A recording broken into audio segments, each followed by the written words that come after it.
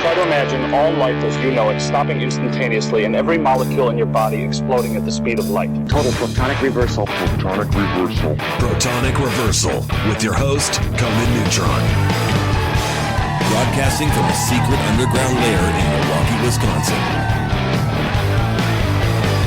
A gigantic middle finger to everything that is rock about music, rock and roll, and corporate power. The thing is, though, if you don't laugh, you're going to go on a killing spree with sharpened nails. Confidence of a hero or a fool. I wasn't exactly certain which. Could not be more professional. It's a real one. I choose to devote my life to. That's okay. It means something. It means something. And take that away. You know, that's my take on it. What's yours? Protonic Reversal. That's like a science thing, right? That's right, that's right. Indeed, it is a science thing. It is a science place. It is a scientific fact that we are all up in your face. It is time for the one, the only Protonic Reversal. Hello, hello. Welcome, everybody, to the show once again. We have a special treat for you today. We're kind of cranking out the Australian guests, I guess, recently. But, yeah, we have none other than the legend himself, Mr. Ross Knight of the Cosmic Psychos. Very stoked to have Ross on. Fantastic fella. Anyway, we're going to play a tune, then we'll get right down to it. All right, so this is a nice day to go to the pub.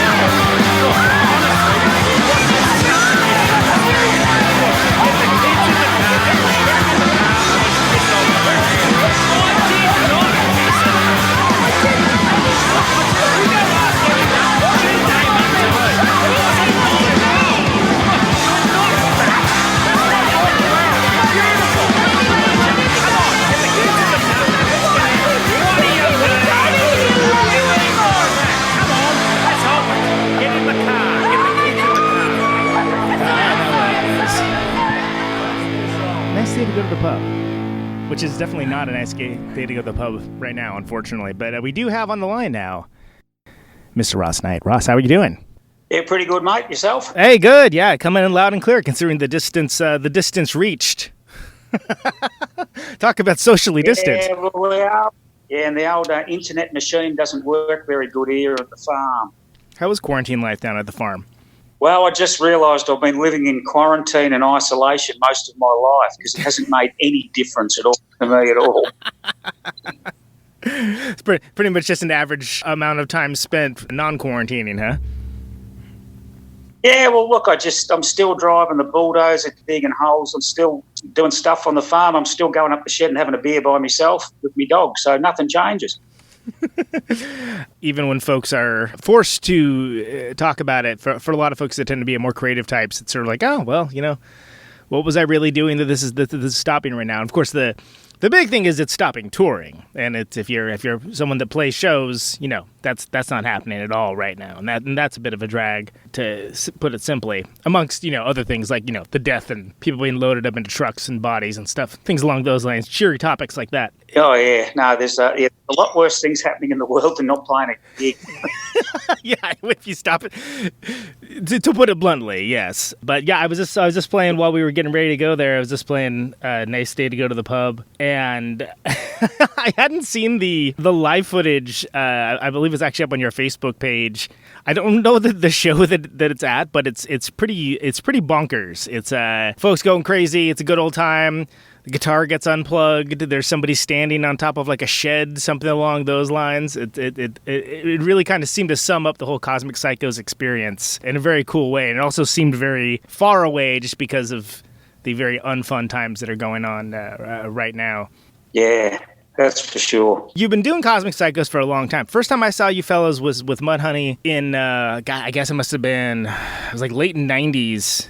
In San Francisco, and I didn't know you from Moses. I thought it was a great show, and I was like, oh, these guys they're rock and roll. It's a rock and roll band, and I hadn't realized at the time just how long you had been going, because it hadn't been something that I was familiar with coming from, basically, we'll just go and say a rural part of California. It's more like, has more in common with maybe a farm like yourself than it would for a major metropolitan area. So I just wasn't super clued in on it. But it seems like Mudhoney is definitely a band that Cosmic Psychos had a lot of affinity with and did a lot of stuff with.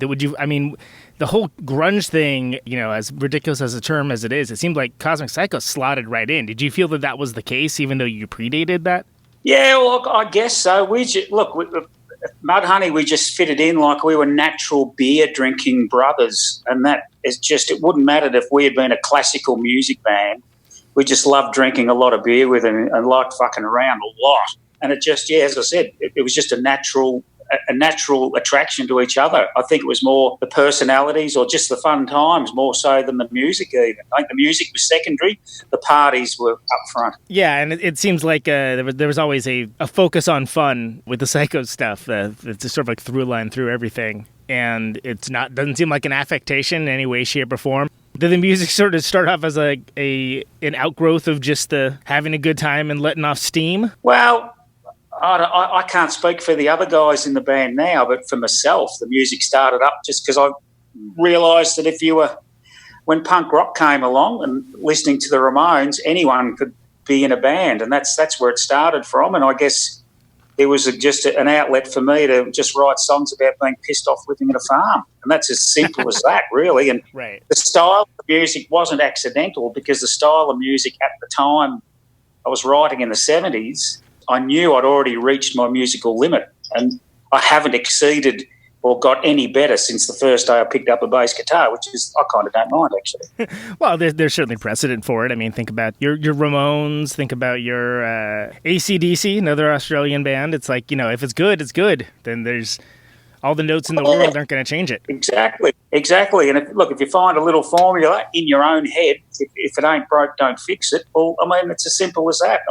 If it appeals to anyone else, that's great. But if I can come up with the same old 3-chord riff written backwards, and it appeals to me, makes me have a laugh, well, I'm quite happy. Right. So it feels like, started off on the farm. I believe, was it Rancid Spam?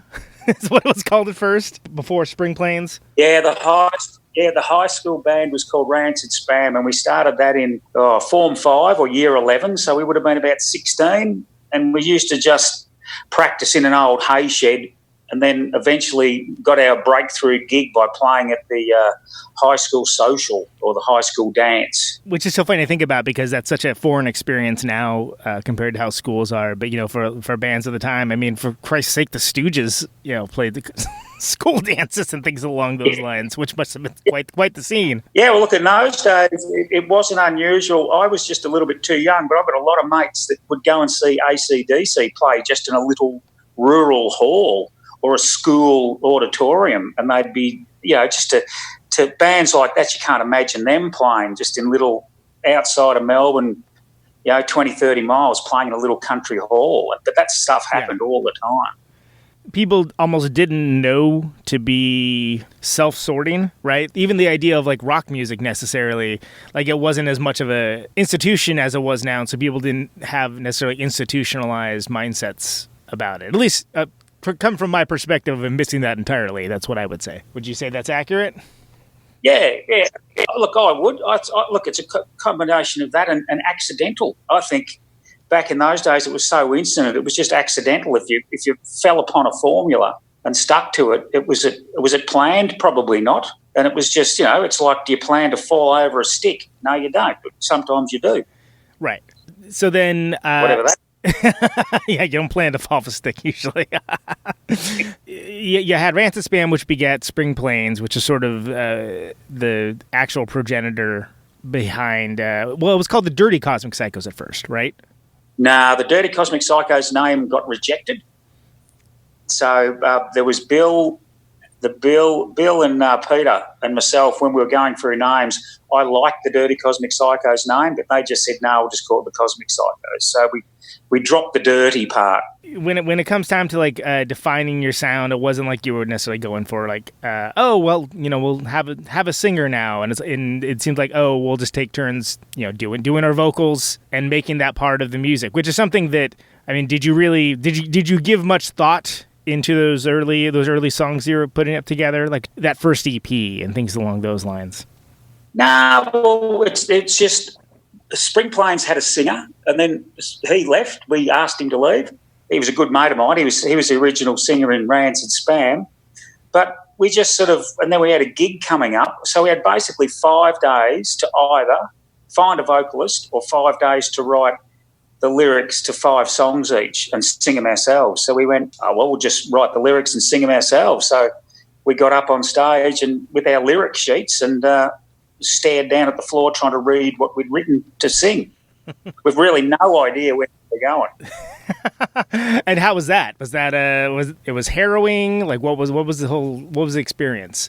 Oh, well, look, we're honestly all shitting ourselves because it's very easy to stand behind a guitar and stare at your shoes. But when you've actually got to lift your head up and pretend to be a singer and then remember the words you'd written the day before, and then for me, not being the greatest bass player in the world, if my head's looking at the microphone, I'm not looking at where my one finger is on my fretboard. So it was quite scary. As you become used to it, it's something that becomes like far less frightening the more you do it. Did it seem ill-fitting at the time? Nah, not really. And look, it's amazing what, 10 or 12 beers before you go on, and then when you finish the show, you have another 30 beers and you start thinking, geez, I must have done all right there. And then till you wake up in the morning. I mean, it seems like the drinking part of it appeared very early on and has been something of a ubiquitous thing with the Psychos, but not really like as like a modus operandi, just as like part of the wallpaper, so to speak. Basically, beer is always the foremost instrument in the Psychos, I think. Talk to me about taking post-Spring Plains. You have the singer, you're Cosmic Psychos now, recording that first EP. Talk to me about the time period around that time, just in Australia. Like, what was Australia like for music and just as a dude? Right. Well, Australia was. Well, I see. At that point in time, I was playing sport, drinking beer, and playing in a shitty band. So it was almost like everyone was in a band then as well. Everyone played a bit of sport. Everyone played in a band and everyone drank beer. And it was just, a bit of the Wild West. around those times. And basically anything to ignore the new romantic scene that was happening. So it seemed like the Psychos are coming from a place of like the filthier side of rock and roll. Like, no, not putting on airs. Yeah, and definitely not on the cool scene. There was a huge cool scene, and there was the sort of, and I'm not saying this because I don't like them, but there was the birthday party, boys next door kind of scene. There was this very cool underground rock and roll sleazy scene where everyone looked cool, had to act cool, spent a lot of time on their hair. If they didn't spend time on their hair, they spent it on their drug addiction. And then there was the rat bag scene, and I felt we were very much more about the rat bag scene and just didn't give a rat's toss bag about what we did, what we looked like, and what we sounded like.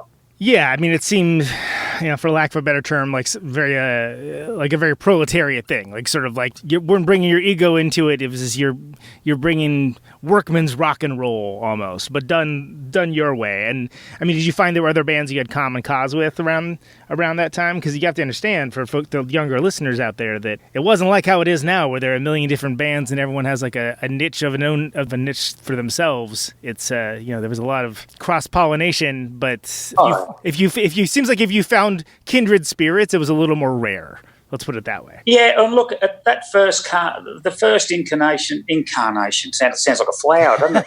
The first version of the Psychos, it was a funny mix because there was me, the footballer and the cricketer and the beer drinker versus Peter Jones on guitar, he was quite serious about what he did, and he used to actually practice a lot and work on his sound and stuff like that. And then, Bill was another personality completely. So it was a bit of a strange mix for a three-piece band. And then when we'd play and all go off to our circle of friends, you couldn't meet three different circles of friends in your life. That sort of helps form that really sort of diverse crowd that used to come and see us. So did you find that, like, was it more of a party vibe then, you'd say, like, especially early on? Yeah, well, my crowd was very much a party vibe. We were very much drink as much beer as you can, pull your pants down around your ankles and run around the dance floor, which used to just completely disgust Peter's circle of friends.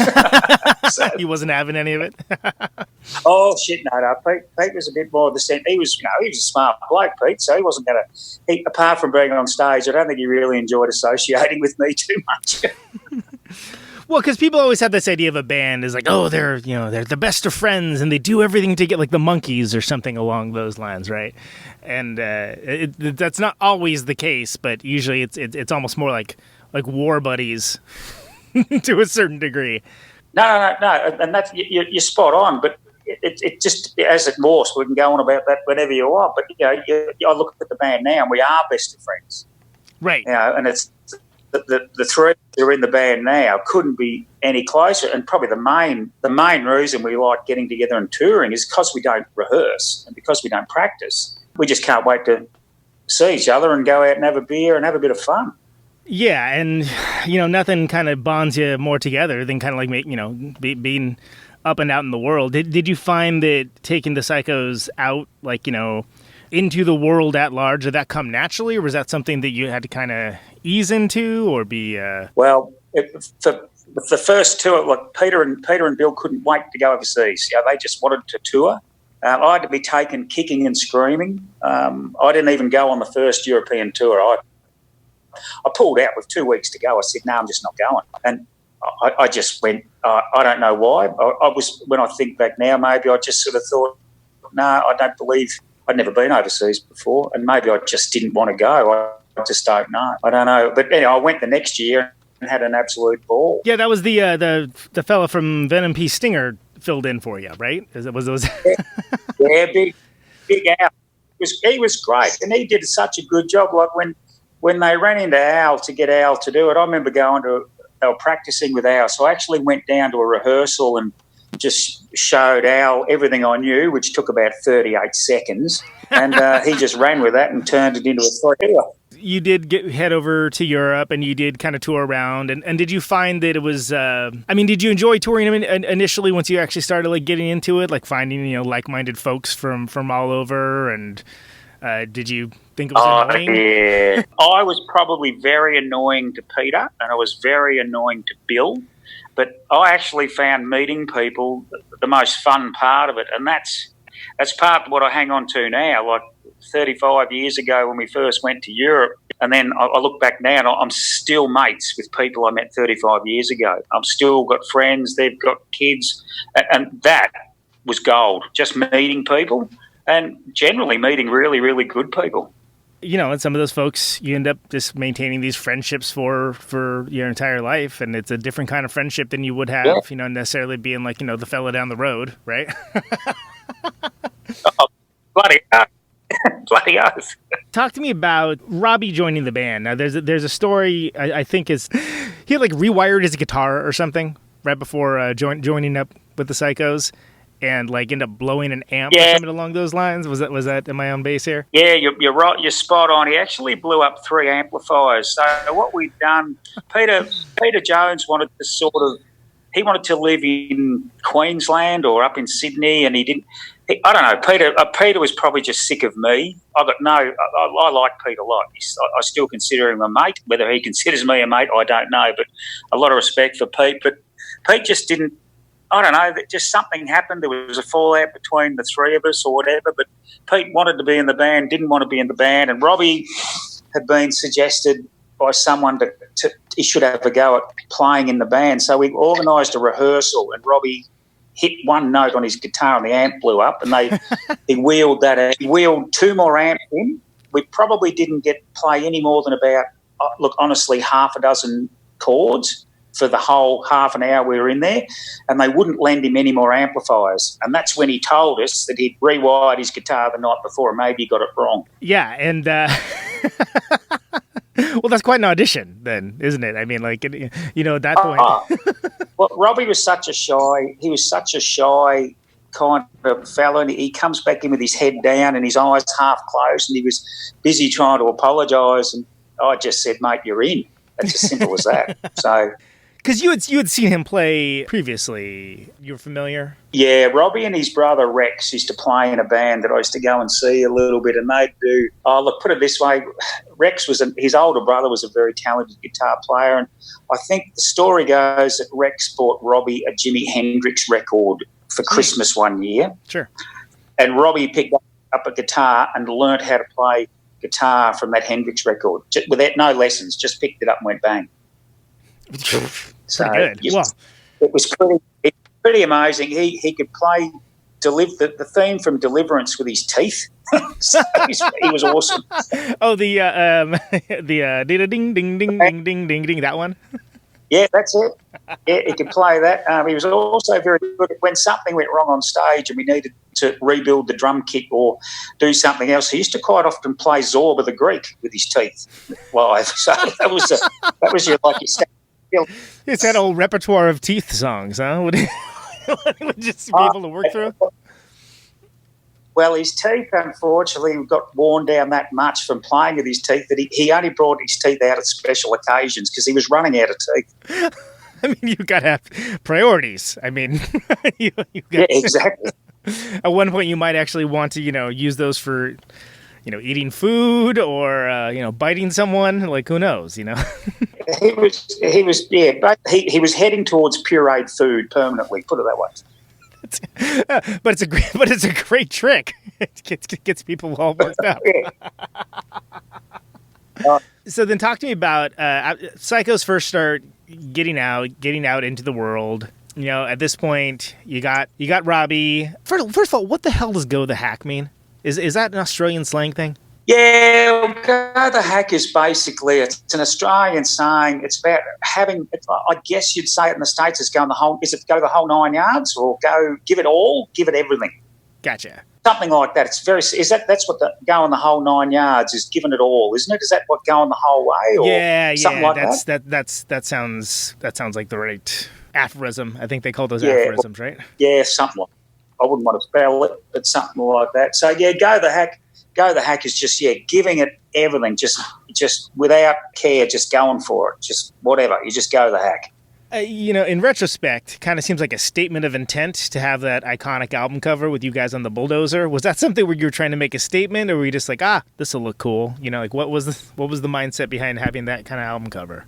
It was definitely the latter. We said, what are we going to do for the album? And it's funny, that album, most of those songs I wrote during that tour of Europe that I didn't go on. I was actually going to start another band called Back in Town. Oh, really? So, okay. And it was most of those songs I'd written for that, and then obviously the story just goes, well, I just rejoined the band. Al was only there for the tour, and I had to talk to Pete and Bill about it. And thought, we'll keep going. So, but the album cover on Go the Hack was just, I had a bulldozer, and it was like, well, what are we going to do for an album cover? Oh, we'll stand on the bulldozer, and that was about all the thought that went into it. Yeah, what are you do with the bulldozer? What are we going to stand on it? What do you think we're going to do with it?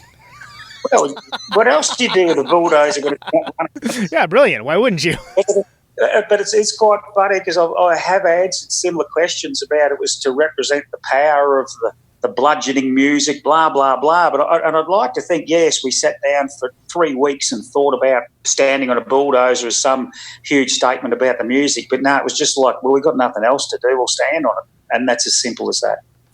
When you're talking about for that record, first of all, what was the recording process for that record like? What was it like getting those songs? Yeah, we went up to, look, it was good. We actually went up and did that one in Sydney. So that meant getting into a car and driving 9 hours, or at that stage probably it was about 10 and a half hours to Sydney. And we actually went into a studio and worked with Renee Roth, who was doing some great stuff with other Australian bands. And it was good. It was a proper big studio. It was probably the biggest studio we'd worked in at the time. And I can't even remember how long it took us to do it, but we basically had the music down pretty quick. And there was I think actually the words for Go the Hack I wrote the morning before we sang it. I didn't have any words for that one, so I just sat down. We were staying upstairs in this old pub, and I just sat down and wrote the words for Go the Hack because we're getting short of lyrics, so we had to quickly just jot something down. So the process usually we stumbled and bumbled through. I mean, do you think you would have put a little more pressure on yourself if you would have realized what an influential record it was, or was this something that didn't even enter into the equation? Well, again, it's like falling off the stick, mate. We didn't plan that record to be influential or make a statement. We just wanted to make a record. The only reason I wanted to make a record was get more free beer, and it's as simple as that. It's a free beer delivery system. Yeah, it is. Well, it's worked for nearly 40 years. So some folks have said that what the Psychos did was basically to that certain era post-punk, kind of to what Slade was, or the Sweet to glam and AC/DC to hard rock. Did you find when that record came out that, hey, there's these other bands that we kind of got, we're keen on what they do, they're keen on what we do, there's even if musically it isn't something where you're exactly the same, you find that you have common cause with these other bands. Did you start finding that was the case around then? Very much so, and especially when we hit the States for the first time. We just met so many good bands, playing with bands, and so Europe was a little bit unreal because you got stacks and stacks of beer, stacks of food, usually a pretty good place to stay. When we first went to the States, and I think it was 1990, that's when we really started meeting a lot more bands and a lot more people, and just the state touring circuit being so much harder than Europe, as in no money, no food, not much beer, and if you got beer, it was warm. But we met so many more bands, and they liked us. And look, we were not quite the same as the other bands. They weren't quite the same as us, but every band we hooked up with seemed to be a really good mix. And again, we just seemed to get along with just about everyone we played with. Well, and that's important when you're playing as much as you are. You want to be having a good time, and part of having a good time is liking the people that you're around and the other bands that you're playing with. So did you? Oh, yeah. Yeah. No, that's fine. So did you, between Go the Hack and the Blokes You Can Trust record, it seemed like there was a lot of stuff that you guys were doing. It seemed like you were being pretty busy. You were doing a lot of different things, hitting the road, playing a lot of shows, things along those lines. Did anything sort of strike you as especially noteworthy during that time, or do you have any nice, funny stories from around then? Oh, look, things were starting to happen there a little bit, just from meeting the different people, and then the festival scene was just starting up in Australia, like the big day out festivals. So it just gave an opportunity for people to play in front of bigger audiences, having all that kind of stuff happening. Yeah. The whole Nirvana thing went through the roof, and then bands were just getting signed up left, right and centre. And like we were sort of never quite, we just weren't good enough or good looking enough to get involved in any of the big signs. But it was interesting watching friends go that way and do bloody well. I mean, it's the proof's in the pudding. Unfortunately, some friends got burnt by it, but it was great to see some people go with it. It was heartbreaking to see it break people and break bands. Yeah. But it was an incredible couple of years to just observe what was going on.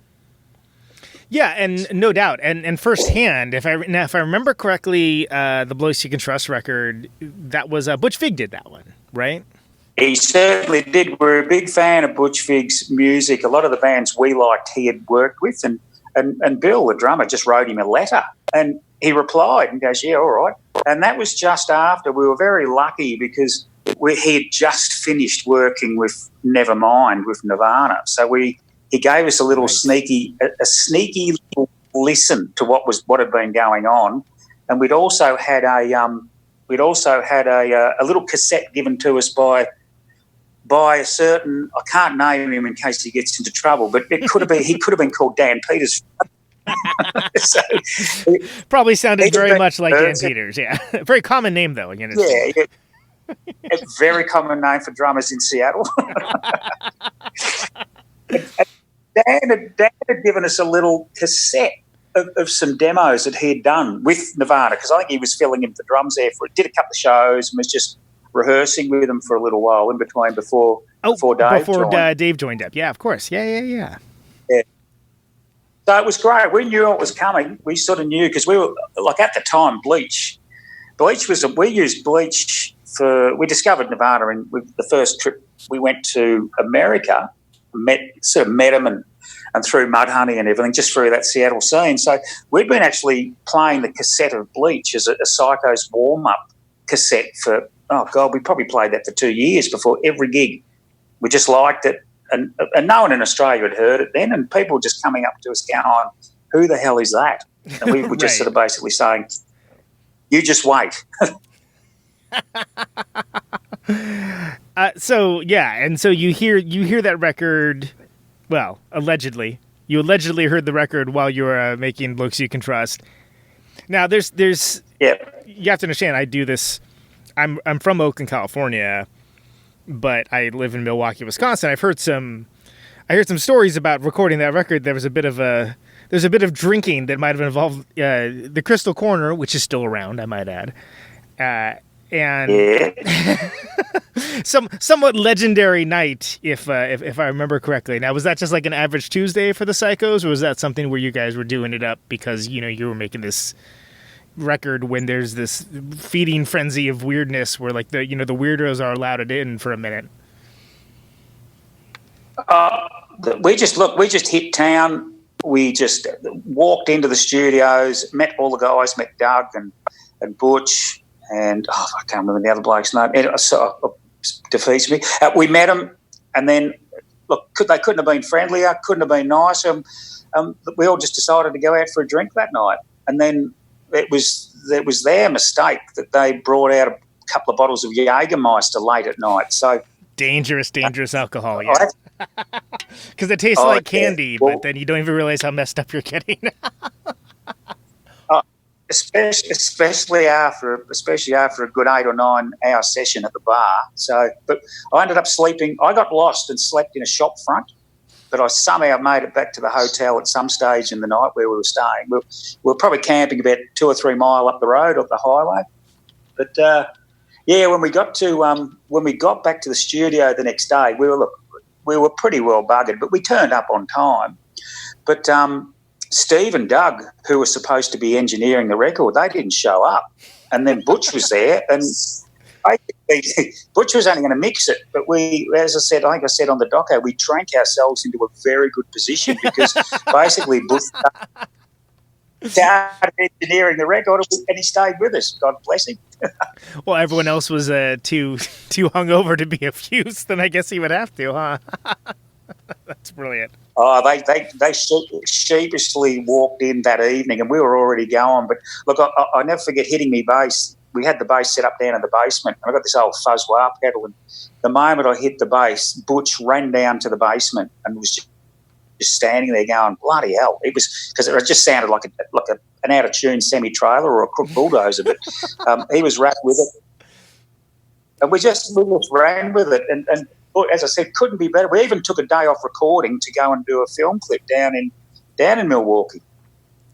Oh yeah, of course. So that was, and I can't remember the song that was for off the top of my head, but no, we just had a song called Dead Roo, and then Butch introduced us to a guy who had a production company. He came into the studio and he said we should do a film clip with these guys. So we just went. Butch just goes, well, we're doing well on recording here. So he goes, well, we'll go down to Milwaukee for the day, drink a few beers, and do a film clip. So we did. Let's be clear about it. It's not uncommon behavior for Wisconsin to to have debauchery associated with such things. It's pretty much a resting state out here. So that was and the other one. What was the other? And the other. So Dead Roo was the first single, and then the other one was what? Back at school, right? Which was back at school, I can't remember all the tracks on that now. It was funny, the night before we had a record company in Australia called Survival Records, a very small record company, mind you. Another one we never got any money out of, but they were putting up a few. Yeah, they were helping pay for the flights over there, or they were chipping in for the recording costs, something like that. But I did get a phone call from the guy, a nervous phone call, the day before we flew out to record that album.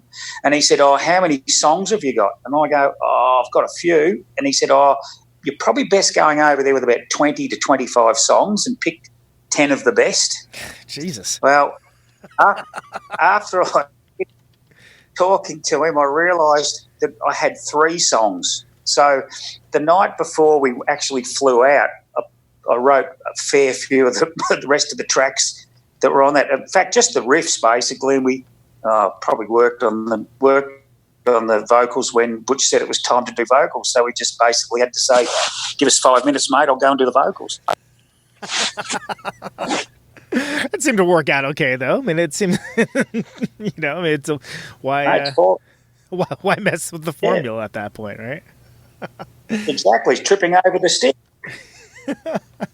There's certainly, I don't think anyone would ever accuse the Psychos of overthinking things with that era. Oh, especially. no. If you overthink, it's no good. If you overthink things or try and pre-plan, there was some stages after that album when there was still some bands signing, there was suggestions made that I should co-write with some good songwriters. We should maybe go on a slightly different direction and maybe not swear, and maybe, I don't know how you fixed up our good looks, because, fair dinkum, we all looked like we'd had truck accidents, so we were not a marketable band.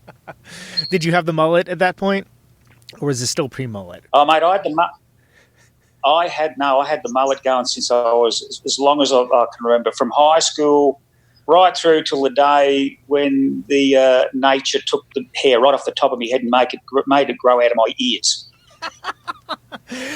I will say, it does seem like there was a mullet dispensation for those from Australia. I'm not entirely certain what the bylaws are, but it seems like it's considered okay. It's like, oh, they're from Australia. Okay, we'll allow this.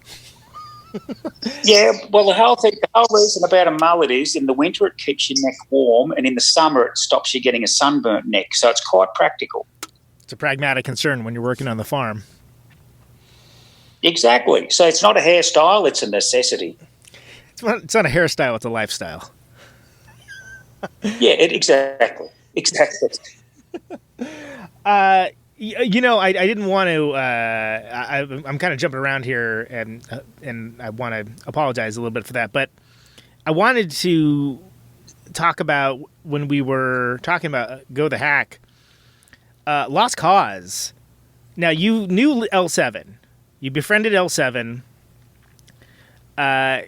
And I think you even did a split with them, if I remember correctly. There's a very funny story about Fuel My Fire, the L7 song. That was sort of like an accidental lift, to my understanding, right? Yeah, that's correct. It was, and as you said just then, we were great mates with L7. Their first EP we heard and we absolutely loved. Absolutely loved. And that was on high rotation in our tour band all the time. It's a ripper, yeah. And, classic, absolute classic. And look, we used to send messages via band room walls and, we sort of knew each other before we actually met. And then when we finally did meet, and we were only ever going to get on with them really, really well. Really, really well. And look, we played gigs with them. We toured with them. We had a lot of fun. As I said, we were just the brothers and sisters that we never had. We were just great. And we still are really good mates. All the most respect for those guys than anything. And just the fun we had. But then, the story about the Fuel My Fire is I'm lying in bed one night. The phone went at God knows what time. Might have been 2 or 3 o'clock in the morning. Yeah, a bit of a time and it was difference. Danita. Yeah. A bit of a and Danita, so she'd had a few drinks and she's saying that they've got this song that they've recorded and they suddenly realised there was a liking to, there was a bit of a bridge in there that was the same as or similar to Lost Cause. And I went, oh, yeah, whatever. But, I mean, she tried playing it to me on the phone. I couldn't really hear it. But I said, yeah, whatever, and I didn't care. Transatlantic phone call and, playing music over it is probably not going to be the highest fidelity, right? No, it was never going to work. But, look, if anything, I was absolutely rapt that, she said, I'll give you credits for it. No, look, I was stoked that they wrote a song that sounded like it. I didn't it was good on them. I didn't care. It was great. They were a better band than us, so I was pretty stoked. So, but that's also the song that that Prodigy band picked up on. Oh, That first of all, that happened. So we'll start there. Yeah. I think it's fair to say most of the fans of this show, as well as the fans of the Psychos, are probably not Prodigy people, but that was a very popular band. Yeah. Look, they were a popular band, and they were a bloody good band for what they did too. I didn't mind some of their stuff. It was right out there. That mix of dance and sort of punk and look, it was aggressive. I'm not a aggressive. Which anyone that has they went the hack at what they did. That's probably the best way of describing that. Yeah, that's the more diplomatic way to do it. Yeah, and but the word got out that Prodigy were going to cover L7's song, and then people in the industry are just going, you blokes are going to be filthy rich. And I just kept saying, look, I think you've got it wrong here. Because what they didn't realise, at that time the band we were dividing all our royalties up 3 ways, and then it was divided again through L7, and then it was blah, blah, blah. So the percentages that we were getting were minute. But having said that, we probably got a bit of money out of it. I don't exactly know how much, but like a couple of grand. But I opened up a big newspaper here in Victoria. It's Australia's biggest selling newspaper in Melbourne. And on page 3, there's Bill Walsh holding Go the Hack, saying, here's the newest overnight millionaire. And it was just, I was that furious. Because he was making a story out of nothing. Well, nothing. Yeah. I mean, and I mean, do you think that was as much to do with, when a paper doesn't have those kinds of stories to tell, it can be exciting to sort of do a little myth making, and especially if the subject's into it. Yeah. Well, that explains Billy's personality. Like if you give him a sniff, like I'm sure if you sat down and interviewed Bill Walsh, you'd probably find out that he influenced most of the bands from 1955 right through to the present day. I didn't realize he was so influential. Yeah. Oh, geez, I'll tell you. Ask Iggy Pop about Bill Walsh. He owes him everything. But I mean, that said, it is kind of just an interesting, what do they call it? Butterfly effect kind of situation that it happened to be that song that, that Danita inadvertently homaged, and then the songwriting credit, and then this, Prodigy it's weird to think about now, but I mean, that was a household name band. Even the fella, the lead singer guy that was sort of the I can't remember his name, but he was trying to be like the electronica Johnny Rotten, right? Yeah. Everybody knew what that dude looked like. For a while. Oh, shit, yeah. Oh, hell yeah. And it was, look, you look back at the story now, it's hilarious. It's just, but the thing is, I think at that stage, we were known as the band that knew famous people, but we did fuck all ourselves. And I reckon that was kind of a weird situation to be in. I mean, we've got the Prodigy covering a song that we had a slightly something to do with. We toured with Pearl Jam on their first Australian tour, so we played in front of 45,000 people outdoors in Sydney, and there was 45,000 people plus the security guards booing us. But the security guards too. Wow. And mate, I walked past the photographer's dugout, underneath the stage. There was all these little rooms, and there was all these photographers. I knew some of them I knew who they were, but international and Australian photographers. And they were having this big conversation on why the hell would Pearl Jam pick the Psychos to support. They were there was this loud debate, and I walked past with a beer in my hand, and they all looked up and went, and they all put their heads down and pretended they were doing something with their cameras. Mate, it was fucking hilarious. They're talking trash, and then suddenly they got a junior jumble to finish or something along those lines, right? Oh, definitely. Definitely. But I mean, it was great. I mean, those the Pearl Jam guys. Ed is a very good friend of mine. He's a great bloke, and those blokes, they are all champion blokes, and their crew are champion blokes, and they're good people. They're good people. I don't care if people like them or not, but they're good people. That definitely is something that comes across from anyone that knows them or works with them or has anything to do with them. Of just top to bottom, the first thing that's said is oh, they're the best people ever. Which, I mean, I don't know. It's better to have better to have a good person, I think, than I mean, you could have the best band in the world, but if they're a bunch of pricks, I mean, hey. Yep. Music better be good. Yep. Oh yeah. No, they're good. They're great. But as I said, at that stage, we were more famous for the people we knew. Nirvana, Mudhoney, Pearl Jam. All of a sudden, we're songwriting with the Prodigy. What?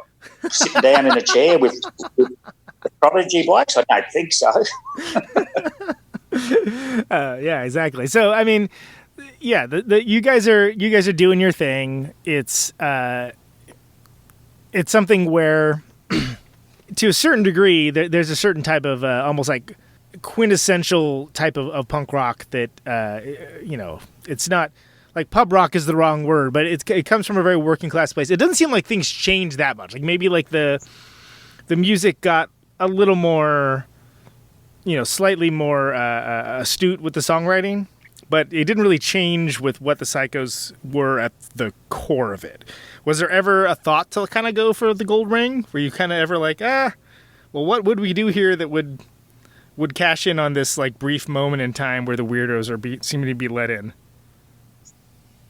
Yeah, look, there was some suggestions from the management. We had some very good management in the 90s, Australian management, and they were good. And there were some just suggestions with them if we did a few things different, or if we maybe relocated to America, we might be able to jump on the coattails of that money train that seemed to be going around and signing bands for deals and stuff. But there was no way I was going anywhere, and there was no way I wanted to change what we were doing or have anyone have too much influence on what we were doing. Yeah, and it's something where, I mean, the worst stories are almost people that do change who they are and they change like what the band is to try to get that greater level of success, and then they don't do it. They doesn't hit, and they just, kind of killed what made them good in the first place for nothing. Exactly. And look, my theory would be, now I'm not a muso, so I can't, whatever I say about music has got no legs whatsoever. But my theory forever has been, when you find some spot, if you look at rock and roll as a clock. So if you find a spot on that clock where you're happy jumping up and down, doing your own thing, don't chase that hand around, because you'll get exhausted and you'll never keep up with it. If you stand in the one spot long enough, that hand will come back. And sort of every 10 years, the psychos seem to get another little spurt, because we've stood there doing nothing and we're waiting for that hand to come back up. Yeah, it's almost like you quite a simple thing. Yeah, you can like watch like the trends sort of come and go, and then be like, oh, well, here comes this one again, and it's this now. Yeah. And you watch people fall off that clock and they're exhausted. They die, they fall off, they get pushed off. But if you stand your ground, it's always going to come back. It's a very basic theory, but it works.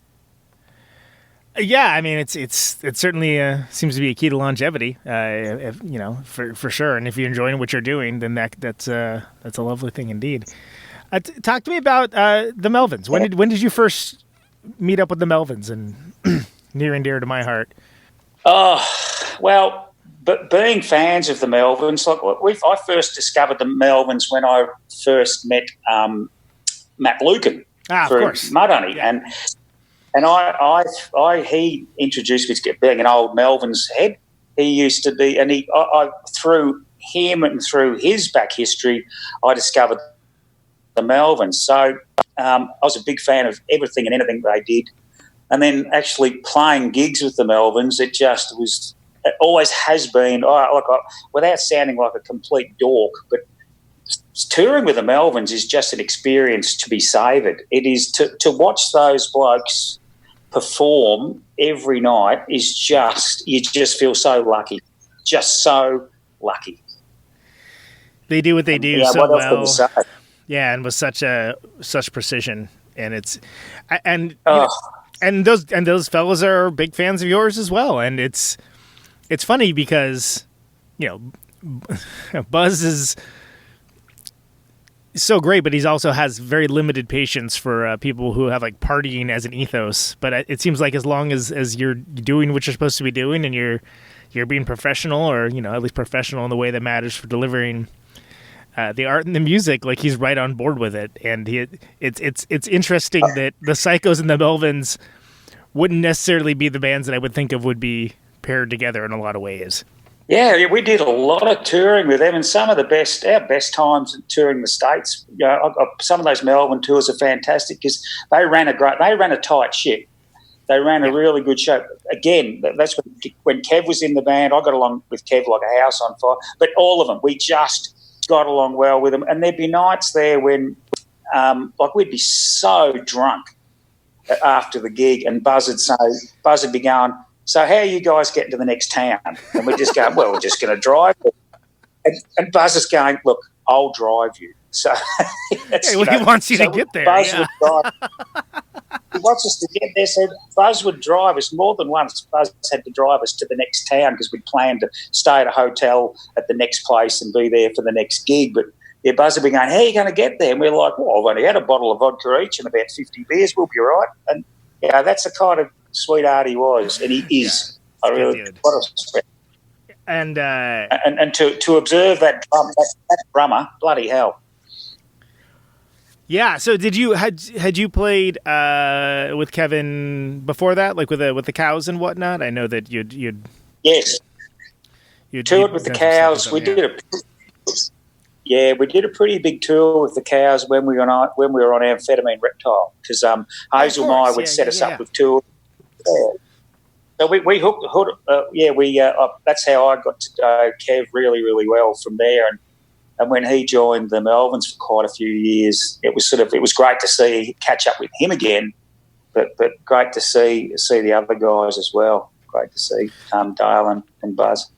Yeah, Kevin, he's doing really well right now too. Hepatitis is awesome, and he had a bit of a hard track for a while there, but he's he's doing very well now, and that's awesome to hear. Friend of the show.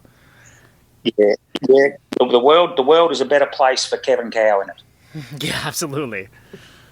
Yeah, it actually just reminded me of the it was one of those AmRep things that everyone was playing. I think it was like a New York one, right? That there was a thing with helmet. Do you has the statute of limitations passed on this yet or not? Yeah, no, that's all fine. That was at the Ritz, so it was one of Hazelmeyer's big showcase shows, and like the who's who would be there. Like it was, I remember watching one day, and then Iggy Pop would be looking from the side of the stage, and there was a lot of people there, and it was all buzzing because I think Helmet had just signed a major record deal, but they were coming to do a secret performance for this AmRep show, as you know, I guess helping Tom out and just making the buzz of the show even bigger. Right. And Helmet, a good band by the way, and that kind of stuff. But our band rooms were tiny. Like I'm talking Melvins, the Melvins and us, we shared like a broom closet together, and there was 6 cans of warm beer. There was just no food or nothing, but there was this big room set aside for Helmet. So we decided we would have that room. Now, also, there was a frosted glass door as you walked into this big band room, and down through this frosted glass door was a passageway, a very thin passageway with another frosted glass door and a toilet at the end of it. So we put Helmet's band name on the first frosted glass door. So when Helmet filed in, they looked at us standing there with lampshades on our heads, drinking all their beer, and then they all filed off down the passageway to the toilet, and they wouldn't have realised what had happened until they all got down to the very end, and there's just a dunny sitting. It was quite funny watching them file in. It was quite funny watching them file out, and we got booted out of that band room pretty quick afterwards. I was going to say, what was the reaction to that? Look, it wasn't good, and then there was a certain. Now we'll have to be careful of this. There was a certain amount of patched bikie members that were doing security outside at this club. Now I can't remember his first name. I don't think he's longer with us, but he was one of the guys in a band called Surgery. Now he decided to do a rock and roll thing and have a piss out the window. Unfortunately, it landed on one of these security guys' head. So what happened then was there seemed to be a hell of a lot of blokes in motorcycle clubs storming upstairs wanting to just kill anyone and everyone. Yeah, that's sort of like just give me a target, any target. Yeah, that's a bad scene. Oh yeah, and if you had long hair and wearing a stinky, sweaty t-shirt, you basically had a bullseye on your head. Oh man, rough business. And we couldn't actually call on Hazelmeyer to help us out of trouble there, because I think Hazelmeyer had just got kicked out for the 4th and final time out of his own showcase. Now, here's what's funny. I've had Hazelmeyer on twice and once recently, but I had no idea about that because I totally would have given him grief about it if I had known. He'll remember it. He'll know it. I remember when we did our set. We're halfway through our set, and I felt this great big boot up my ass, and Hazelmeyer had staggered out. I don't know what he was drinking. It was goodness knows what. He'd staggered out onto stage and given me a boot up the ass and then fallen over. That's how he couldn't even stand up. So he kept getting kicked out, and he just got thrown out completely. Oh, wow. Thrown out of your own showcase. That's rough business. That's some partying right there. Oh yeah, but look, he had another showcase at CBGB's one time, and there was something very similar happening out the side as well. Dang. Was that one of the ones with the Hammerhead on that one, or was that at the Rich show? Yeah. Hammerhead, Boss Hoss. Who else was on that one? Chokebore. I've got a poster somewhere. Yeah. I can't think of the others. But yeah, that was at CB's, that one. But that was which is now a John Varvatos outlet, by the way. I don't know if you've seen that. If you've been to New York since, but you can't think of anything more unpunk rock But yeah, they kept like part of the state. Like it's really just it's bizarre, man. It's really weird. Like we went in there when we were just in New York. Oh, like let's see what this looks like, and it's. Hey, do you want a $300 shirt? Here you go. It's over here. Oh, really? Yeah, it's Jesus Christ. And I think the worst thing about it is they're all really eager to talk about like the legacy of CBGBs and like they know from rock and roll, but I'm like, yeah, but you're in this bougie store selling $300 buttoned up shirts. So like unbelievable. I mean, whatever. They're perfectly nice folks, but it's just like, this is so just indicative of like what is wrong with the world right now. Is that, as much as it's easy to fetishize or lionize and memorialize something when you don't have to deal with the toilets. But oh yeah, oh yeah.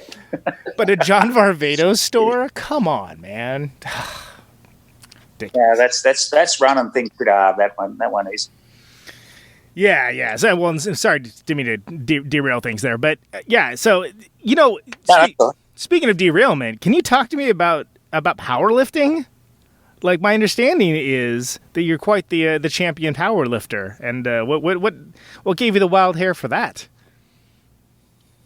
Well, when I played competitive sport till I was about 42, and basically sport, running and sport for me, and a bit of weightlifting and stuff, it helps me control my probably alcoholism. So for whatever I put into my body in goodness, I take out in badness. So I have to work on this balance. But then I discovered powerlifting because I was reasonably naturally strong. Mm-hmm. And then I just found this sport. There's only three lifts, pretty basic, a perfect sport for a bass player. So there's bench press, there's squat, and there's deadlift. So there's no thinking. All you got to do is have a very big grunt muscle. And if you've got a grunt muscle and no brains, you're going to go well in it. It's like the E of sports then? It is fantastic, and you've hit it nail right on the head there. It is perfect. So, yeah, I took it up and did all right in it for a while. And it's funny because as I'm speaking to you now, I'm actually lying in bed with my leg up, and I've just had my second total hip replacement in the last 4 months. Whoa. So I kind of wore myself out. Yeah, it's hell on the body for folks that do it, with any degree of regularity. There's usually an age limit to when it's a good idea to keep doing it, unless it's like literally all you do. Yeah. And look, doing a thesis on training and lifting tens of tons of weight every night of the week, and then trying to repair your skeletal system with boxes of beer, it doesn't work. I've proved it. The theorem has been disproved. Yeah, I've done a thesis, and it's the shortest thesis in the world, and it just says it doesn't work. Done. So did you find but did you find when you were doing that folks in that world were like receptive and welcoming to you? I mean, I can't imagine there's many folks from a rock and roll background that take it up. Maybe I'm wrong. I don't know. Look, a lot of people don't know that. Look, there was probably one guy. Probably there's only one guy that really gave it any. Like actually asked questions about it, because I didn't talk about it much. I'd just disappear, and I lifted 3 times overseas internationally, and all my other lifting was in Australia, and I never made a song and dance about it. Yeah. It was something I did 3 or 4 nights a week, and then 3 or 4 times a year I'd compete. But the only bloke that ever took any interest in it was probably Ed Vedder, and that's only because Ed and I we're bound by sport. We love doing stuff that's active. We go and hit a baseball, or go and play tennis, or be doing some shit like that. So he was quite interested in what I was doing with the powerlifting. But basically all my other mates would just stare at me with a cigarette hanging out their mouth going, "You're mad." Well, that's the I feel like that's the quintessential Russian weightlifting thing is like, like lifting weights with like the cigarette dangling like slightly off the lip, like Keith Richards style or something, like almost falling off. Oh well, see, I never chose to seek any sponsorship. So I always trained myself, paid my own way. So I remember when I was in Russia, I was still in the bar at 2:00 in the morning, the night before the competition. So I was sort of thinking, well, I'm here to have fun. If I let myself down, at least I haven't let anyone else down. But yeah, I'd be in there just swigging away on vodka that probably used to run jetliners, and it was just. But anyway, I still did all right, so it didn't matter. Yeah, it's not going to slow you down. I mean, yeah, why would it? But nah. I mean, did you find you had like common cause with those guys? Like, did you find them to be like agreeable, or was it sort of like, well, we're all here to lift things and. That's about all we have in common. Look, competitive. Yeah, look, I met a lot of blokes over there who, honestly, they were fantastic to lift with, very supportive. But it's funny, that as I said, pre-competition they were fantastic, but post-competition when everyone would go and have a few drinks and let their hair down, there was a lot of those people that I'd lifted with I would never have wanted to be friends with, ever. Right. They just didn't get it. They were just, for me, they were just no good. They would never be me mate. They were, as I said, gave me all the support in the world. But yeah, when socially, oh geez, no way. Take me back to the rock and roll crowd any day. Yeah, folks, where you almost are fine with being like single serving acquaintances rather than long term ones. Yeah. And I say that in, not to be disrespectful of anyone. It was just an observation I made as I watched. Well, maybe they took it so seriously that they just didn't drink for 6 months before a competition, where I did completely the opposite. So maybe it was them getting extra drunk, extra quick, and me just being drunk as usual. Ironically, being lightweights at drinking, if not in weightlifting. Yes. So okay, and well, thanks for talking about that, because I think that's pretty interesting, and you're certainly not the only person I've talked to that has had like a leg in there. But the fact that you've actually competed and whatnot, I think is pretty fascinating, because you just don't see that level of crossover necessarily. Back over to that was good fun. Yeah, so back over to the Psychos for a bit. There was kind of a pretty big stretch of time where there weren't any records coming from Cosmic Psychos, and that was like 97 or so to 2006. It was kind of like a run where there just weren't any recordings happening. What was happening around then? Yeah, well, see, around then, Bill, the drummer, he had opened up his own nightclub bar, so he was pretty busy with that. So Bill was enjoying the life of being Mr. Big. And look, to his credit, it was a bloody good rock and roll bar. It was a ripper. Yeah. It had bands playing there. It had international bands going there for drinks after they'd played stadium shows. He'd modelled it on every rock and roll bar, mainly from around the European Spain, New York, wherever. He just modelled it on really good rock and roll bars, and was the first of its kind in Melvins. And it went really well, him and his partners. It went real well. So he was busy with that. And unfortunately, Robbie was battling a few demons of his own. So that was a hard time for him. He was in and out of some personal strife, just with substances and stuff like that. And yeah, it was just a quiet time. I mean, I did start playing with Dean and Kieran and formed a band called Dung. Right? Yeah. And that satisfied my urge to play live.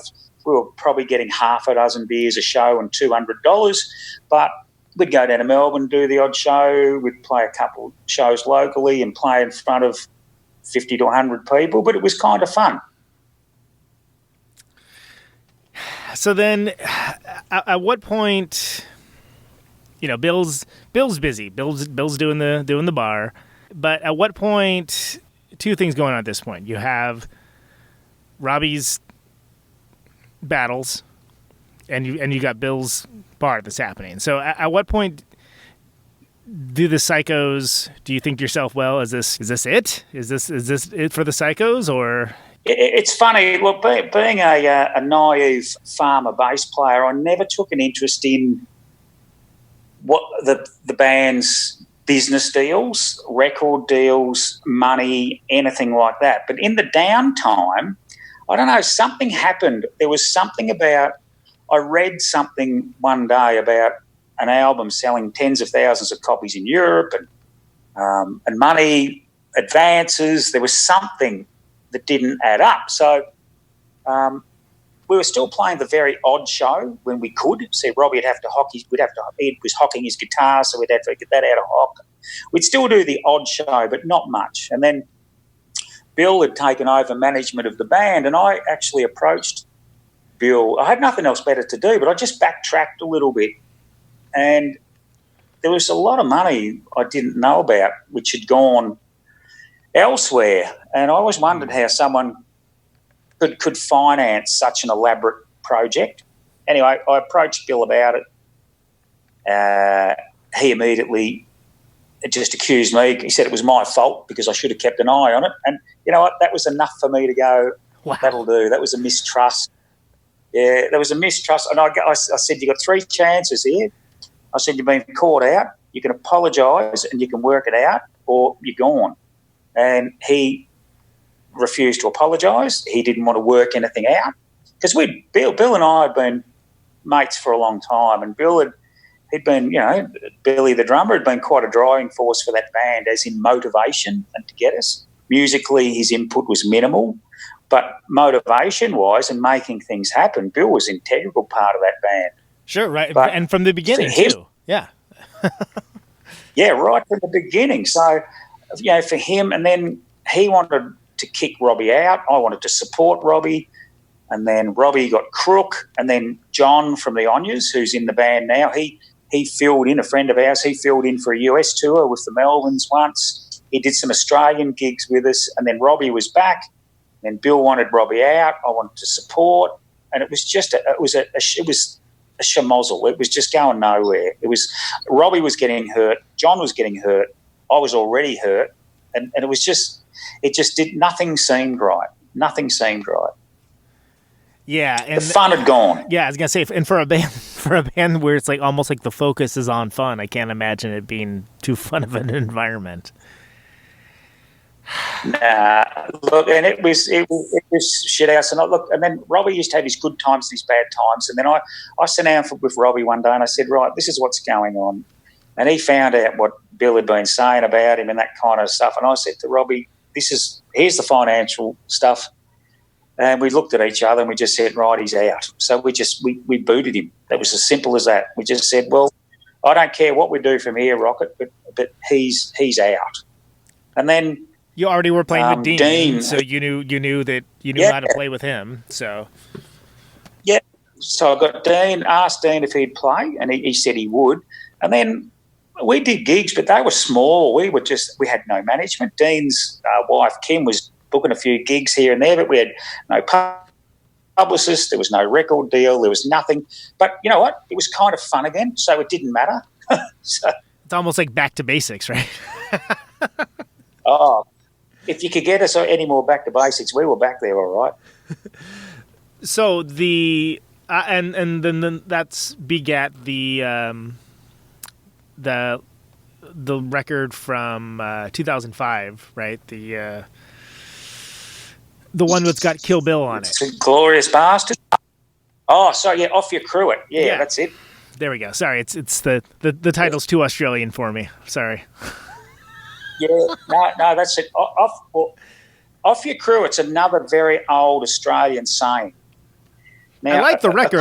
I just can't tell you what the title is. So please, yeah.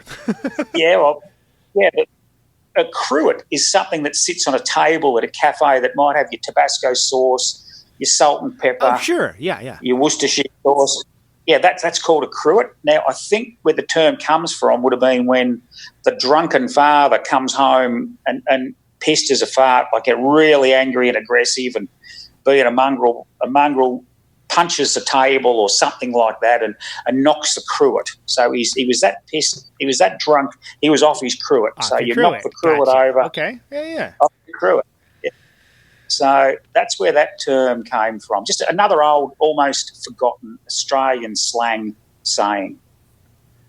Well, it's almost nice to have those sayings immortalized as like a living history with these records, though, because it's especially coming from someone that likes the music, but doesn't necessarily have like that same cultural shorthand to be able to understand what the hell it's all about. But it's almost like you don't need to as well. It's kind of good. It's good to have people scratching their head going, what the hell does that mean? It's kind of good in some ways. That sounds mysterious. So Kill Bill, huh? That's the first song on there. Yeah. Big Tarantino fan? Yeah, that was that. A huge Tarantino fan. He's big fan, huge. Absolutely huge. They're solid movies. It seems like they're, for American cable, it seems like one of them is always on. I don't understand why, but I'm for it. Oh yeah, look, I fall for it every time. If I don't watch much TV, but if I happen to glance through the newspaper and see what's on the telly that night, and there's one of his films, and I just get sucked into it every time again. It's just you always pick up on something that you might have missed. There's another little quirk in there that he's put in there that I was looking at another quirk. I just love the way that he puts stuff together. He's a very methodical and detailed filmmaker, and I think it's one of those things where I'll argue both sides of it with Tarantino. You know what I mean? But I think overall, like, he might be a little underrated. I don't know. It's tough to say. Yeah. So, switching from Tarantino to a much more serious topic, of course, it's difficult to bring up, but we've talked about Robbie's troubles. But it was in 2006, right, that he finally passed away. Yeah, he did. And it was it was something that it was in the back of your mind that it was going to happen any day, but it was also in your front of your mind that it was never ever going to happen, because we'd always hoped we'd get him through. Always hoped that we'd get him through somehow, and we did. We did our best. We respected his wants as well and his decision-making in life, but there was always the supportive arm out there if he wanted it. But, yeah, unfortunately, it just didn't go the way we thought it was going to go, and it just went the worst possible way. And, yeah, miss him every minute of every day still, but that's honestly, it's a horrible thing to say. These beautiful kids, family and everything, but it's almost what he wanted. And you can't argue with that. Yeah, I mean, it's tough, when someone has something like that in their life, and it defines everything around them, Yeah. And as I said, just one of the most beautiful souls you could ever meet. He was just a wonderful human being. He really, really was. He has not an aggressive bone in his body. Great player. Manic. I mean, as we talked a bit earlier, the shortness of his teeth let him down in later days, but apart from that, immaculate. Yeah, so when you play with someone for that long and you're in a band for that long, at this point, it's not like Dean's someone you don't know. You played with him in Dung already. You know the way he plays. Like, was there ever any doubt as to how to proceed? Yeah, look, there was. Dean and I were both heartbroken, and it was just, I just sort of went, you know what, enough's enough. I couldn't imagine going on, and then a couple of weeks after Robbie's death, I was actually talking to Narelle, Robbie's partner, and I said, look, I don't think I can go on with this. And she said, oh, you probably should. You should. He'd want you to. He wouldn't want this to stop you. Yeah, and we're not talking about a juggernaut of the greatest band in the world here. We're not talking about a Freddie Mercury versus Queen here. We're sort of this cosmic psychos we're talking about, but in our little world, I just missed that because we were flying with Dean and Robbie in the band. The chemistry was great. Yeah. The fact that we were playing for $200 and bugger all beer, it didn't matter. It was just fun again. But then I talked to Dean about it, and then sort of thinking about John joining the band, because John had filled in for us on a US tour with no notice whatsoever. So the first time John ever played with the Psychos was at the Continental in New York City. We'd played with John's band, the Ennui, in Europe a couple of times, and in Australia a few times. So you know how he plays John because you've seen him play. So you know that he's like Yep. he would fit in musically. Fit in musically and fit in as a good bloke. He was straight up. He was one of the nicest blokes you could ever meet. You just knew him instantly. He's just a sweetheart, an absolute sweetheart. And the example is when he got off the plane and got to the Continental 15 minutes before we were supposed to go on. I just said, "How many songs have you got, John?" He had a little practice sitting on his bed the night before he flew out because Robbie pulled the pin on that tour. He just didn't get on the plane. That's short notice it was. So Bill and I are sitting in New York, and we actually played a gig in Boston with Nashville Pussy, and we didn't have a guitarist. So we had his guitar, we just didn't have a guitarist. So by the time the second gig of the tour... Yeah, I find it works better when you have a guitarist to go with the guitar, yeah. Well, it's pretty funny. The sound guy in Boston goes, "Where's your guitarist?" And we said, "We don't know, but we've got his guitar." And he goes, "What are you going to do?" And I said, "We're just going to turn it on and face it towards the amp." And he looked at us and he looked at the guitar and he goes, "Mate," "I'm a pretty good sound guy, but I don't think I'm that good."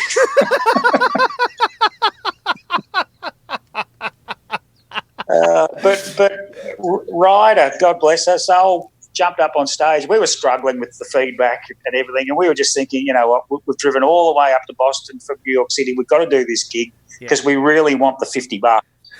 And then, but Ryder got up. She got up and played. I think she did Lost Cause with us and might have done.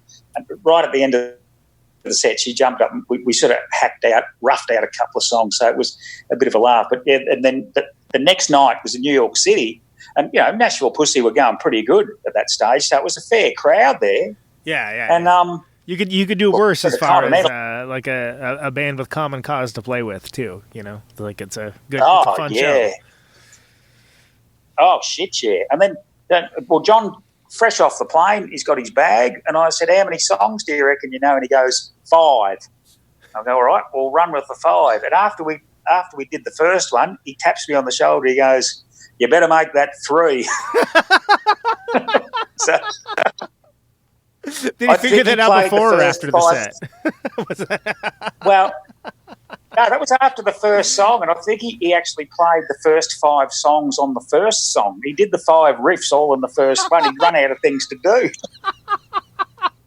Does he just turn to you and say, "Free jazz"? Yeah, well, basically that's it we did. But within a few more nights, we'd stretch the set out to half an hour, and then I think the Melvins were giving us about 35, 40 minutes, and we just fudged it, and it just worked. And that's the kind of bloke, John was on that tour. And then when I actually spoke to John, I was at his wedding up in Brisbane. Yeah, and it was his wedding day. I didn't want him to bring up business, but I just said to him, I said, "Hey, mate, you're getting married today?" We're sitting down at the table and blah, blah, blah. And I said, "Mate, can you ever think about joining the band? Just have a think about it in another couple of days." He rang me in 3 or 4 days and he goes, "Yeah, right, no worries." And that was it. Nice. Well, and yeah. it seems like good fit as a player and good fit as a fella too, which is always important and sometimes underrated with other bands. Look, absolutely. So then you got so you start writing songs with him now, and he gets a little more time rather than like overnight to to learn the old ones, which is probably preferable, one would imagine. Yeah, look, it is, but we still don't rehearse. We very rarely rehearse. When we get into a studio, our recording process is basically John will have a couple of riffs, I'll have a few riffs, and Dean also writes a couple of riffs. And then usually John can never be there for the first day, so Dean and I will put the bass and drums down. So Dean will go, how does the riff go? And I'll go, it goes like this. He'll listen to the main part, and I go, oh, and here's the bit where it changes, and then it just goes back to that bit, pretty basic formula. Yeah. And Dean will go, righto, no problem. And then we just basically say to whoever's recording it, well, press record now, and off we go. And that's it. Right. That's our preparation. So it's a real fly by the seat of your pants, which is kind of exciting to do. And, a lot of the stuff's unplanned, especially the finishes of the songs. Well, I mean, the music kind of, if for those listening, the music has that feel to it. Like, it feels like kind of exciting, kind of immediate because of that. It doesn't sound like, hey, don't get me wrong. There's some people that really vibe on listening to Steely Dan records, but it's not that kind of vibe at all. It's very much, it's immediate. Yeah, and it's driving down the freeway wearing a blindfold. It's quite exciting sometimes, and it could end in disaster. So, okay, then you do and speaking of Tarantino, the Glorious Bastards, the Glorious Bastards record. Yep. Do you feel like at this point too? There's all these. We talked about watching trends come and go, and just quietly doing your thing. But there definitely is like a very firmly ensconced kind of new garage world, sort of as evidence and represented by like Burger Records and things along those lines. Do you find that you have common cause like with those younger bands, that they're coming from a similar sort of place?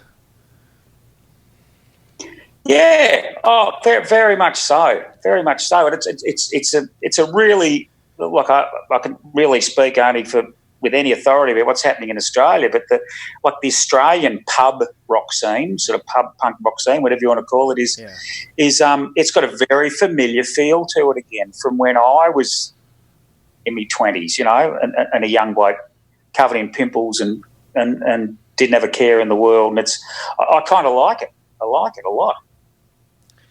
Yeah, it's almost like the Psychos have been around long enough for what you do to be kind of like in vogue amongst a certain scene, right? Yeah, and that's right. And it brings back my theory about don't move, stay in the one spot. Yeah. And it just comes around again, and it's great to get picked up. And then, and most of the younger bands, they've done a lot better than what we ever did.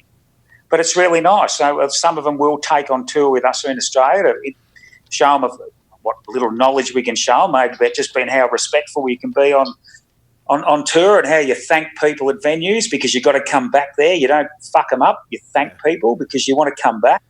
And then these bands get big, and then they take us on tour. So it's great. It works out fine.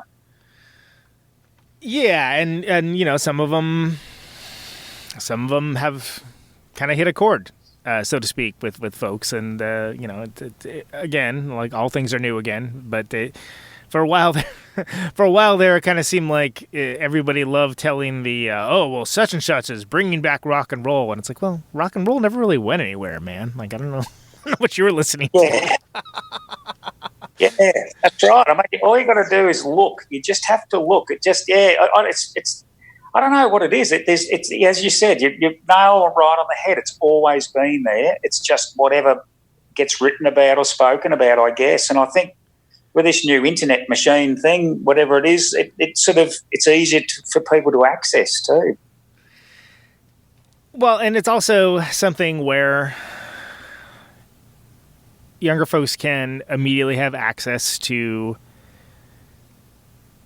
records from throughout all of time without necessarily, knowing the cool guy at the record store, right? Like, like they can listen to Go the Hack and it's going to be as if they're listening to it in like 89 or 90 or something along those lines. Like they can have that experience immediately because it's right there. It's immediately available.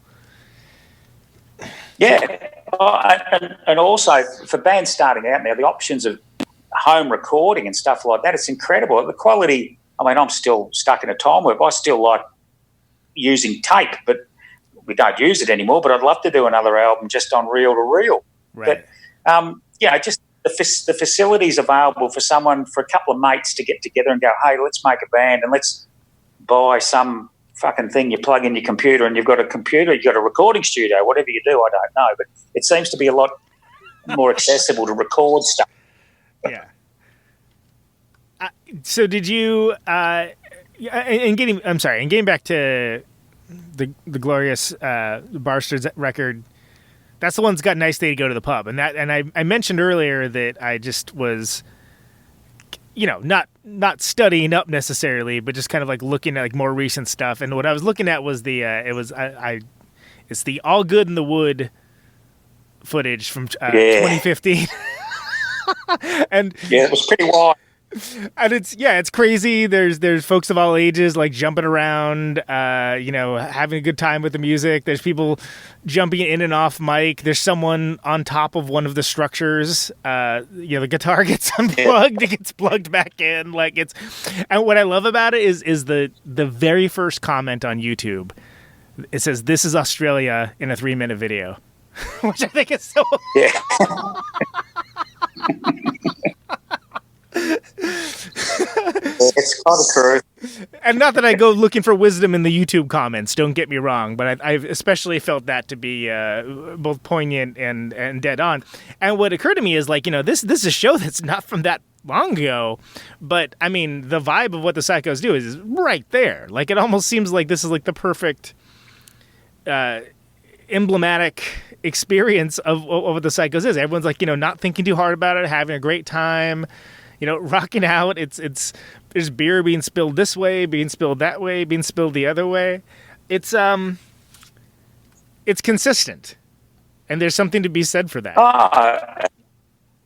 And it is. And look, you glance out into a crowd. Not that I look out there too much, but to see the different ages of people, it's incredible. But to also see, look when we do a show now, you look out in the crowd when we finish. We do the big old rock and roll, hold hands and do the big Rolling Stones bow. We've been doing that as a piss take. Yeah, but you look out there and everyone's smiling. Everyone's smiling. So, from security to the bar people to the punters, everyone's having a smile because they get it. It's something where you can just go and have fun, get beer spilled on you, walk out the door with your ears ringing, and you've just had a good night out. And that's as simple as that. Yeah, and the Psychos are an institution in that way. I mean, is that something where, I know you're a dad. Like, does your kid notice or care about that? I mean, what's the is that something? Well, my 13-year-old's somewhat, because my older bloke's non-verbal, so which is probably a good thing because he'd probably say, "Dad, you suck," if he could speak.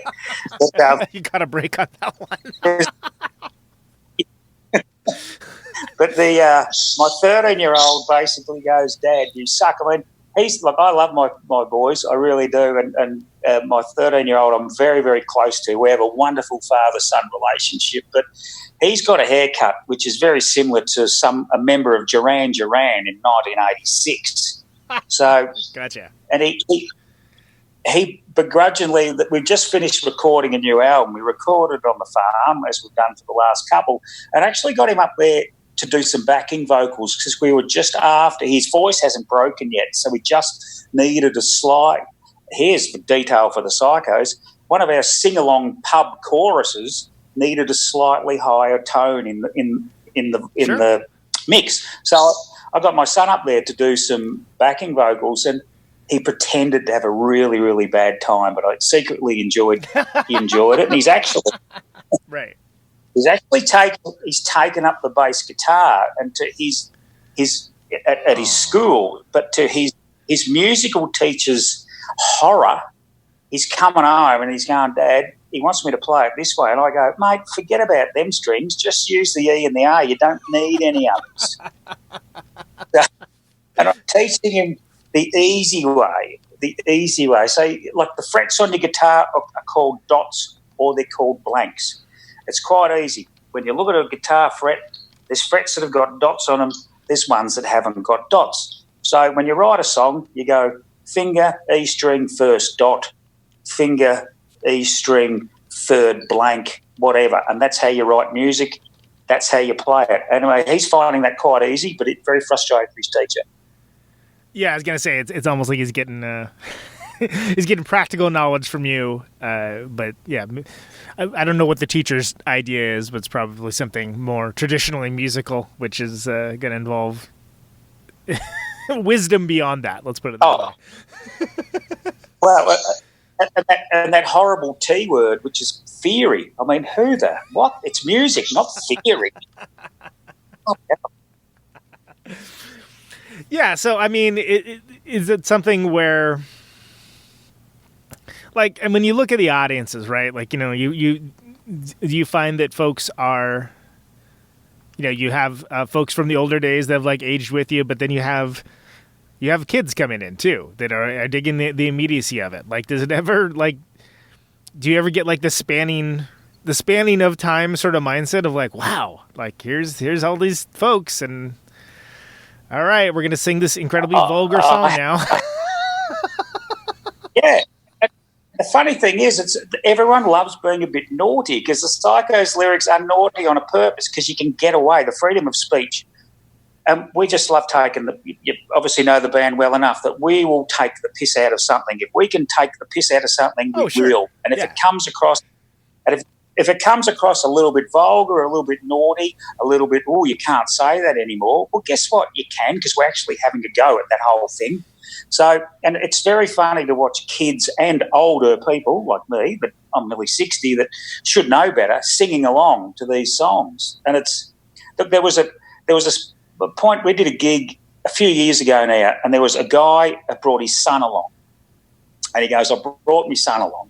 And I'm going, oh, that's nice. He goes, I wanted my son. They were trying to bond. I think they were having a few troubles, and he's about 15 or something. And he wanted his son to see what he used to look at and go and see when he was a kid, make him look a bit cool or whatever. Mm-hmm. He goes, so it's his first gig. And I said to his son, I turned to his son and I go, so what did you think? And he goes, it's shit. So about half an hour later, I met another bloke, and this is the truth, another bloke with his son there. And I said to this bloke, I said, have you brought your son along as well? I was just talking to a father and son half an hour ago. He goes, no, he brought me. I said, oh. And I looked at his son, and his son goes, yeah, I'm a Psychos fan, and I wanted to bring me dad. And I said to the dad, because he couldn't get in, he was underage. And I said to the dad, well, what did you think? And the dad goes, mate, you're shit. So we've had... You get it on both sides. We got it from both sides. It was unreal. Well, you can't please everyone, right? Well, we got them together. That was the important part. The Psychos, bringing father and sons together again. Yeah. Well, and it's better to evoke a strong reaction than to just be, the middling gray gruel that is so much music out there. I would much rather be like hated than be like, yeah, it was adequate. Yeah. You've got to look. The honest reaction is the best reaction, and it doesn't matter how it comes out as long as it's honest. For sure. Ross, hey, I want to thank you so much for spending so much time with me. I know we had a rough start with the technical issues, but this has been a delight, man. It's been great. Been great talking to you. Great going through all this stuff with you. What's coming up? Post pandemic. with the Psychos and everything else, like, would you have anything planned at this point? I mean, not that anyone can actually do anything right now. No, well, we were supposed to be in the States this year, around about now, and that's obviously didn't happen. We were going to go to Europe in September. We've just finished a new album, and we're trying to work out ways of playing in pubs. See, in Australia now, pubs are still shut, of course. Yeah. There's talk about maybe opening them up to maybe 50 or 100 people, maybe. But we've had everything under control at the moment, but winter coming on, almost ready for a second spike. But we'll wait and see. But we're trying to think of ways to play, and I've come up with an idea that I just want to get venues happening again, because venues, they have people, they have jobs selling beer, they have people running security, so I proposed, it hasn't gone many legs on it, but I want to do a 6-set psycho day at a pub where we get 100 people in every hour and a half and do a set for them, and they go out the door, and then another 100 come in and they go out the door, and everyone will have their space and all that stuff. And then the funny thing is, see how we're going to look after about set number 4. It's going to be hilarious. Oh, wow. Okay, so it's almost like you just rotate the audience then. Rotate the audience in. Yeah, because and the band can just stay there. So you can imagine how drunk we're going to be by the third and fourth set, trying to get through. Yeah, so the first set might be the favored one, yeah. Maybe the second. Well, it depends. Well, it depends. Maybe the last one might be the best, because we'll probably finish up sitting on the edge of the stage with tambourines by then. Right. Well, I think it's I hope to see it, and that's certainly far more appealing sounding than a live stream concert with you have to spill beer on your webcam or whatever. Doesn't seem that. No, we're live only. So we'll try and work something out. Maybe we can do a gig on the farm. Plenty of space on the farm. We'll work something. Social distancing will work out just fine on the farm. So Ross, again, thank you so much. Last thing, it's something I ask everyone I have on, which is just why do you do what you do? Why do I do what I do? Was that it? That's why do you do what you do? Yes. Oh, why do I do what I do? Because I'm not smart enough to do anything else.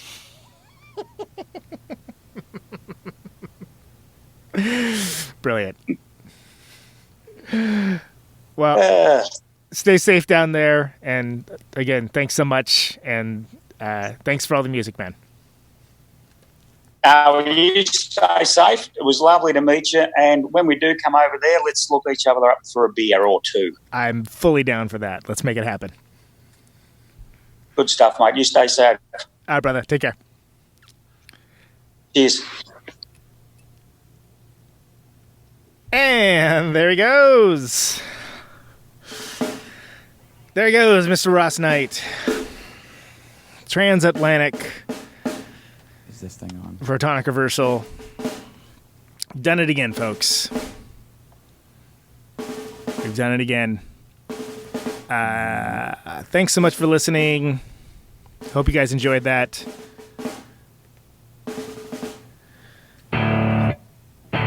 Cosmic Psychos. You can find them. They got a Bandcamp. CosmicPsychos.bandcamp.com. Are we going? You can find their records. All the normal places that you find records.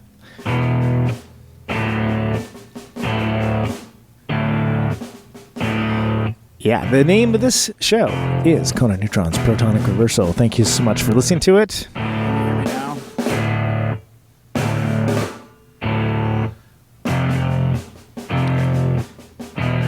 The show airs on Radio Nope.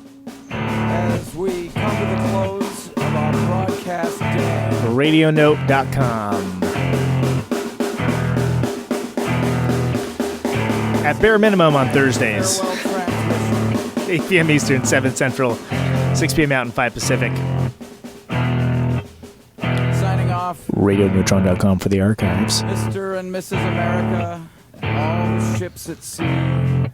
Patreon.com/Protonic Reversal get you the episodes sooner. $1 a month will get you there. Otherwise, no ads, no sponsors, no kidding. I've got 50,000 watts of power.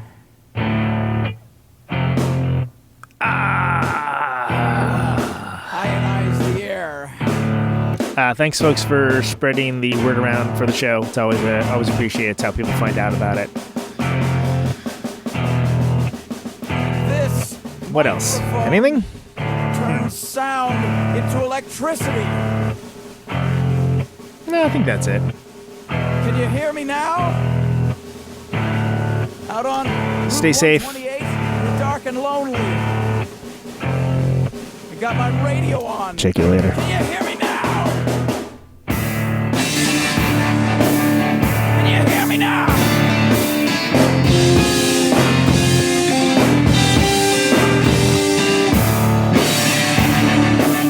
Can you hear me now?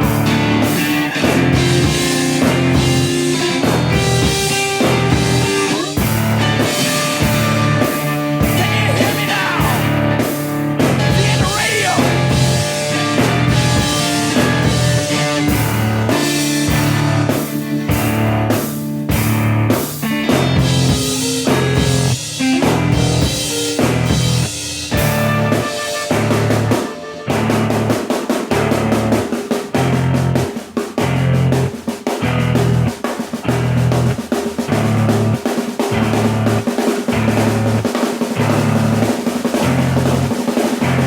And that snare drum and that drum roll means we've got a winner.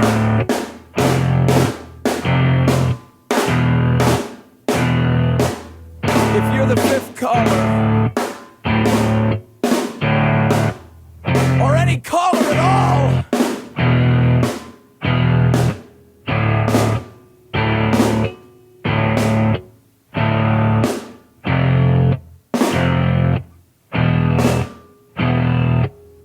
welcome to my top 10.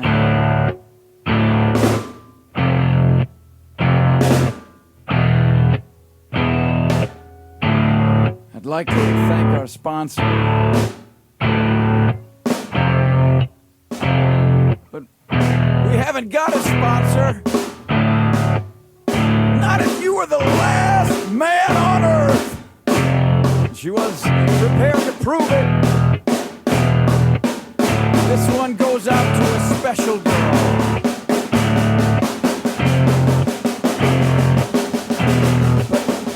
There is no special girl.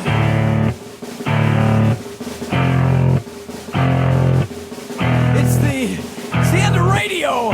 The last announcer plays the last record. The last what? Leaves the transmitter. Circles the globe in search of a listener. Can you hear me now? Can you hear me now?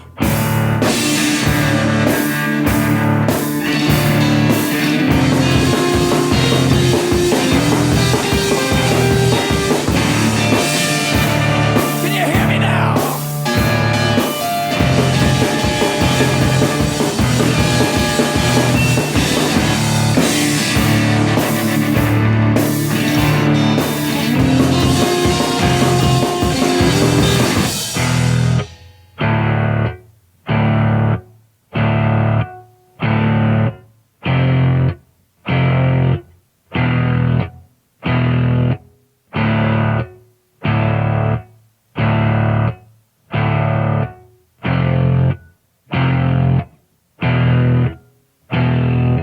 Is it really broadcasting if there's no one there to receive?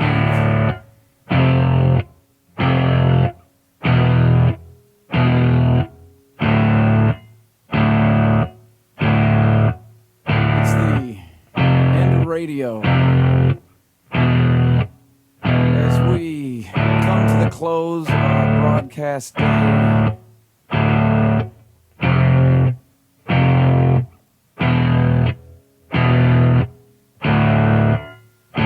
got my radio on.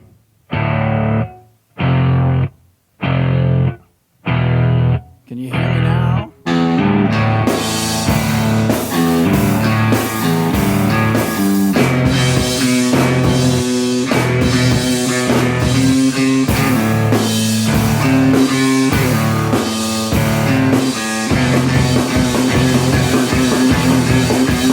Can you hear me now?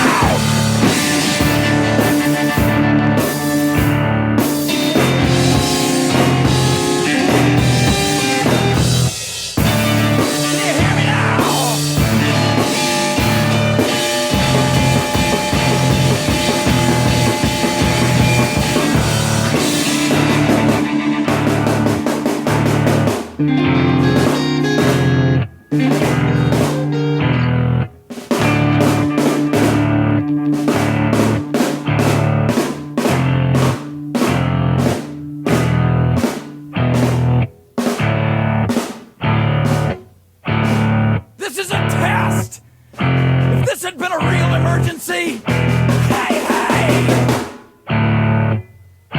This is a real goddamn emergency!